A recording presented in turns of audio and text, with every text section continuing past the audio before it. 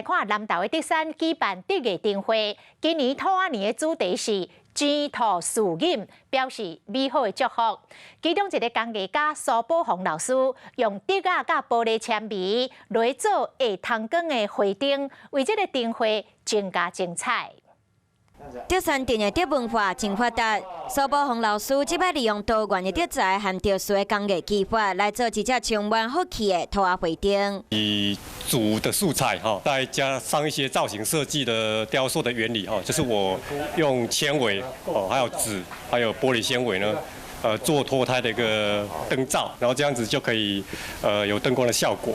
对创作的理念到制作过程，拢落未少功夫，期待当互民众更加体会德文化迷人的所在。这个作品前兔似锦的这个作品，就是我们的苏宝宏老师的一个作品很棒哦。很多的工艺师都聚集在整个竹山，创作他们最棒的一个竹艺作品出来了。这个钱兔事锦嘛是华语前途似锦的外音，欢迎有兴趣的民众做伙。 来欣赏。